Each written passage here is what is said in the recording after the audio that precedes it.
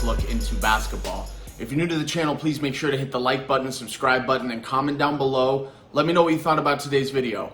And as I always like to preface by saying, I am not a basketball expert, just a fan who's naturally obsessed. And in today's video, I kind of want to follow up what yesterday's video was. I made a video just discussing that the Phoenix Suns are looking at all available and possible options to trade up into the lottery of this year's draft. And outside of DeAndre Ayton, we acknowledged that it's not going to be easy, maybe even not very likely, but there are options and possibilities.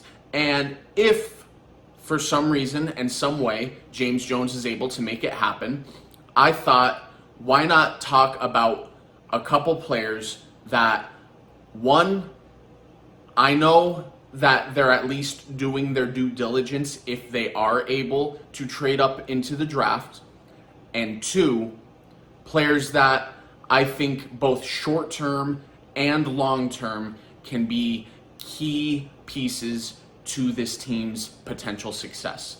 So I got three guys here.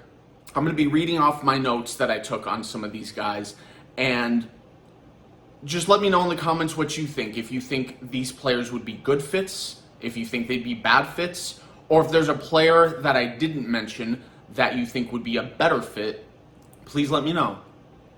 So the first guy I want to talk about is a guy that I think is probably the least realistic, but I know there is significant interest on the Phoenix Suns' part, and that's Tari Eason, power forward out of LSU.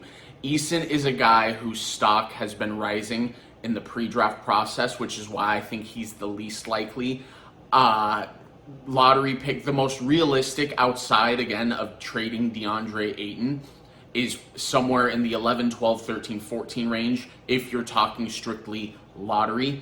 And from everything that I've been hearing and all the research I did for this video, it sounds more and more likely that Eason is going to be potentially drafted towards the end of the top 10, somewhere in the 7 to 10 range. So I think he's the least likely of the three, but I would love to have him on the team.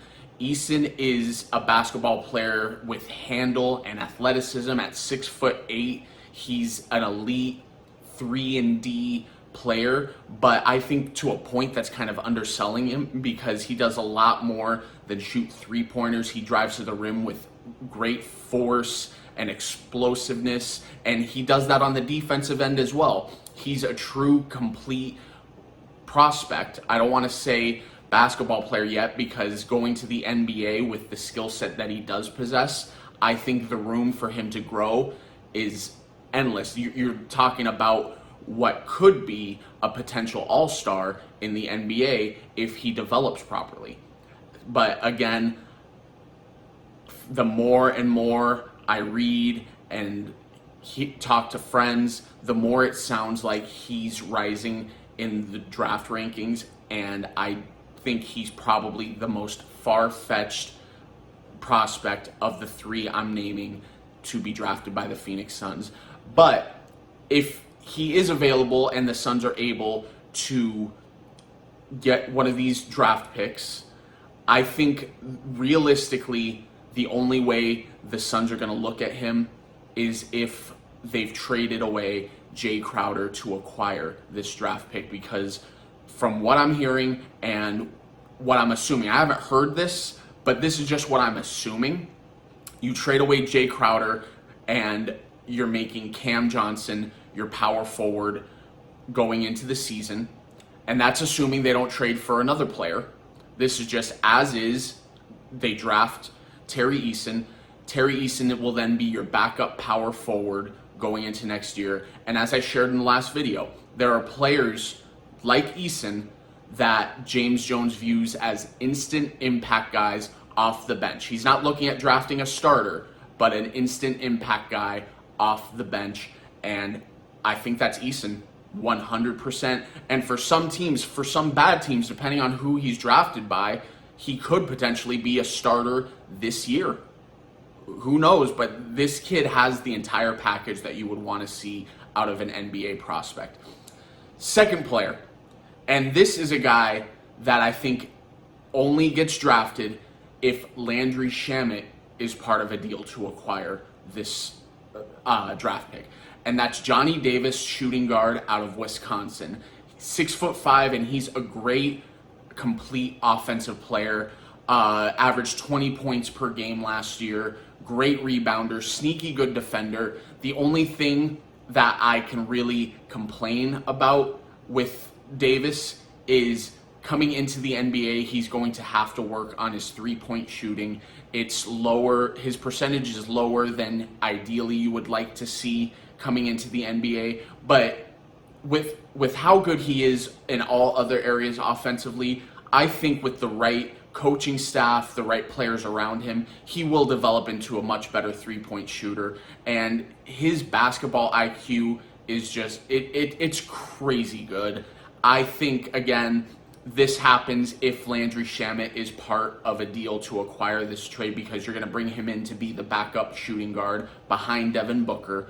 And in a lot of ways, defensively, miles and miles ahead of where Booker was coming into the league. But offensively, his skill set, it kind of reminds me of a Devin Booker in a little bit. Devin Booker was a better three-point shooter coming into the league, but Davis is a much better mid-range shooter than Booker was coming into the league. And we know how well Devin Booker has developed his mid-range game. So if Booker is there to help him along with the development and the coaching staff that the Phoenix Suns have, I think Johnny Davis could develop into a really, really good bench player, potential sixth man maybe. Who knows? And the third option, Mark Williams, center out of Duke. And this one, I don't think this is necessarily pending what happens with DeAndre Ayton. I think even if on draft night the previous two players are gone and the Suns have a pick and Mark Williams is on the board, I think you could still potentially draft him, because I've heard that James Jones would love to bring back JaVale McGee. I haven't heard much about Bismack Biyombo, but I'd imagine that if there's a way to bring him back, they'd be interested in doing so. But McGee, he's an older player. He had a really good year off the bench for the Phoenix Suns, which is why I do think that they'd like to bring him back. But Mark Williams is a guy, 7'2", 240 pounds. He's a physical force. He's one of the most efficient offensive players in this draft. Shot 72% from the field last year. Hangs around the rim as you want him to. Doesn't take stupid shots. Takes high percentage shots. The only issue with him, though, and which is why I think even if the previous two players are gone and the Suns do bring back JaVale McGee, you could consider drafting him, because JaVale McGee gives you something that this kid doesn't. And this kid, Mark Williams, he's not the type of rebounder you'd hope for at that position and at his size. He's not a bad rebounder necessarily, but I think he puts effort on other aspects of the defensive area. Very high blocking percentage. I want to say he averaged close to 2.5 blocks per game last season. So he's a very tenacious and aggressive defender, just does not put as much emphasis on rebounding the basketball as you'd like to see for a guy at his size and position. So I think with him being on your roster next year, you'd want to have an additional backup center that can rebound with the type of force that you'd like to see Williams do in the future. So those are the three guys that I really do think that, one, the Suns would be interested in, two, would be good fits as long as certain moves are made. And for those of you who are about to ask, well, what about point guard? Aren't they trying to upgrade backup point guard? Yes, they are, 100%. And the reason I don't have them going after a point guard is, one, the point guard class in this draft is very top heavy, and I don't think the ones that the Suns would ideally be interested in will be available when they can realistically, if they trade into the lottery, realistically where I think they can trade to and where these point guards are going to be drafted, I don't think they're going to be there. And number two, you're looking for an upgrade over Cameron Payne. I think these point guards could absolutely eventually become better than Cam Payne, 100%, zero doubt in my mind, but you're looking for an instant upgrade over Cam Payne. I don't think, and by upgrade, before I get into the point I was about to make, you're looking for a guy, because this upcoming year, Chris Paul's minutes are going to be cut back, and Chris Paul is going to be sitting out some games for load management. So you're looking for a guy who you feel 100% confident can run the offense as needed.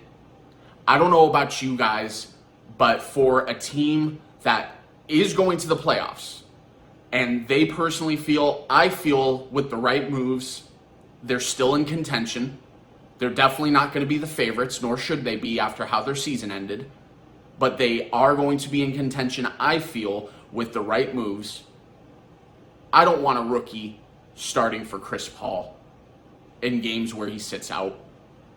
I don't want a rookie coming off the bench and managing significant parts of a game. I want a guy, a vet, been there, done that, has experience.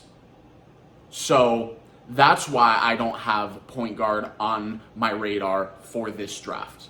But let me know what you guys think in the comments down below. Like I said in the beginning, do you think any of these three players are good fits for the Suns? If so, why? Do you not think these three players are good fits for the Suns? If not, no. If no, why?